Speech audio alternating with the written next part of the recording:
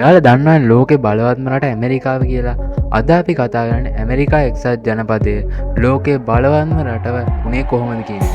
ආර්ථිකයෙන්, සමාජයෙන්, තාක්ෂණයෙන්, සංස්කෘතියෙන්. නමුත් මේ තත්ත්වයට පැමිණි අතිශය නොවේ. කාලයක් ඇමරිකාව කියන්නේ බ්‍රිතාන්‍ය පාලනය යටතේ තිබූ දුර්වල කොලනි කිහිපයක එකතුවක් පමණි. ඒත් කොහොමද මේ කොලනි රටක් ලෝක බලවතෙක් බවට පත් වුණේ? මේ වීඩියෝවෙන් අපි බලන්නේ ඇමරිකා ලෝක බලවතෙක් ආකාරය, එහි නිදහස, ව්‍යාප්තිය, යුද්ධ, කාර්මික සහ විප්ලව සහ ගෝලීය බලපෑම දක්වා.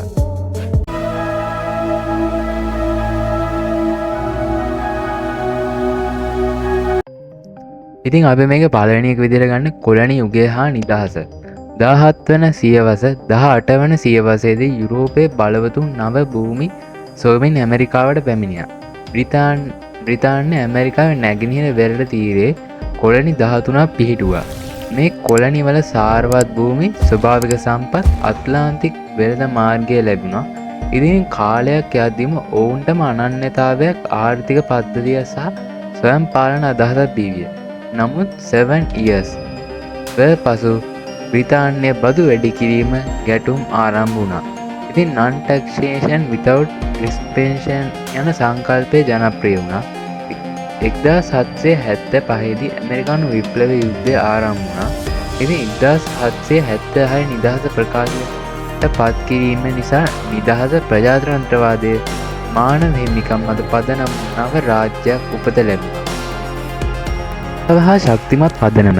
නිදහසෙන් පසු රට පාලනය කරන්නේ කෙසේද යන්න විශාල ප්‍රශ්නයක් වුණා. 1788 දී අනුමත වූ ඇමරිකානු ව්‍යවස්ථාව ශක්තිමත් නමුත් සමතුලිත මධ්‍යම රජයක් පිහිටුවා. චෙක් ඇන්ඩ් ද බැලන්ස් පද්ධතිය බලවතුන්ට වෙන් කිරීම සහ නීතිමය ස්ථාවරත්වය ඇමරිකාවට දිගු කාලීන වර්ධනයට අවශ්‍ය පදනම ලබා දුන්නා. බිල් ඔෆ් රයිට් මගින් පුද්ගලික නිදහස ආරක්ෂා කරමින් සංක්‍රමණිකයන්ට රට ආකර්ෂණය කළා. අංක 4 විදිහට අපි ගන්න සිවිල් යුද්ධය හා කාර්මික විප්ලවය. 1861 සිට 1865 දක්වා පැවති ඇමරිකානු සිවිල් යුද්ධය රටේ අනාගතය තීරණය කළ මොහොතක් වුණා. යුනියන් ජයග්‍රහණය සමග රට එකම රාජ්‍යයක් ලෙස රැඳී සිටි අතර වහළු භාවය අවසන් වුණා. ඊට පසු කාලයේදී කර්මාන්ත ශාලා, වාහන, තෙල් සහ විශාල නිෂ්පාදන ආරම්භුණා. ඇන්ඩ්‍රෝඩ් ජෝන් ඩී රොක් වැනි කාර්මික නායකයන් සහ ආර්ථික බලය ගොඩනගා ගත්තා. ඉතින් අංක 5 විදිහට අපි ගන්න සංක්‍රමණිකයන් හා කම්කරු බලය. 19 වන සහ 20 වන සියවසේදී මිලියන ගණන් සංචාරකයන් සංක්‍රමණිකයන් ඇමරිකාවට පැමිණියා. ඔවුන් කර්මාන්තශාලා, රේල්වේ, නගර ඉදිකිරීම හා වැදගත් කම්කරු බලයක් ගොඩනගා ගත්තා.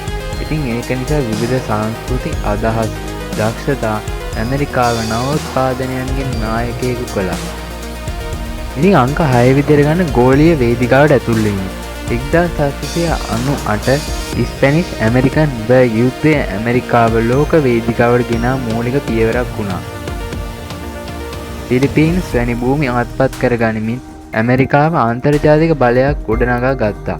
ඉතින් ශක්තිමත් නාවික හමුදාවක් වෙළඳ මාර්ග ආරක්ෂාවට ලෝක බලයක් වීමට ඇමරිකාවට ඕන වුණා. ඉතින් මේක අපි 7 වෙනි විදිහට ගන්න පළවෙනි ලෝක යුද්ධය හා ආර්ථික බලය. ඉතින් 1917 දී ඇමරිකාව පළමු ලෝක යුද්ධයට එක් වුණා. යුද්ධය අවසන් වෙනකොට යුරෝපය ලොකු විනාශයකට තිබුණා. ඉතින් ඇමරිකාව ලෝකයේ විශාලතම ණයදායක රට බවට පත් වුණා. ඉතින් ඒක නිසා නිව්යෝර්ක් ලෝක ආර්ථික මධ්‍යස්ථානයක් බවට පත් වුණා. ඉතින් අපි අංක 8 විදිහට අපි කතා කරන්නේ දෙවන ලෝක යුද්ධය සමග සුපිරි බලයක්. 1941 දී පීල් හාබර් ප්‍රහාරයෙන් පසු ඇමරිකාව දෙවන ලෝක යුද්ධයට සම්පූර්ණයෙන්ම එක් වුණා. ඇමරිකන් ෆැක්ටර් ලෙස ඒක හැඳින්වුවා. ඉතින් 1945 දී ලෝක යුද්ධය අවසන් වන විට ඇමරිකාව න්‍යෂ්ටික ආයුධ අතින් ලෝකයේ සුපිරි බලයක් ළඟා කරගෙන තිබුණා. ඉතින් අපි 9 වෙනි එක විදිහට ගන්නේ කෝල්ඩ් වර්. සීතල යුද්ධය සමග සංස්කෘතික බලපෑම. දෙවන ලෝක යුද්ධයෙන් පසු ලෝකය ඇමරිකාව සහ සෝවියට් සංගමය, ඒ කියන්නේ රුසියාව අතර බෙදී ගියා. ඉතින් නේටෝ, මාෂල් ප්ලෑන් සහ හොලිවුඩ් වැනි මෘදු බලයක් ඇමරිකාව ගෝලීය බලයක් කරා. ඉතින් අපි මේක අවසාන වශයෙන් කතා කරන්නේ අද ඇමරිකාව ලෝක බලවතෙක් වී ඇත්තේ භූගෝලවාසිය සම්පත් සංක්‍රමණිකයන් හා යුද්ධය හා නීතිමය පද්ධති නිසා. මේ ගමන සාර්ථකත්වය පමණක් නොව අභියෝග සහ විවේචනද අඩංගුණා.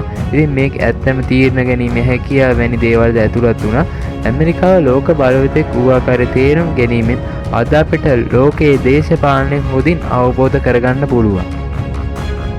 ඉතින් යාළුවනේ වීඩියෝ එක හොඳයි කියලා හිතනවා නම් වීඩියෝ එක ලයික් එකක් දාලා channel එක subscribe කරලා අපිත් එක්ක එකතු වෙන්න මේ එක්සැග්නි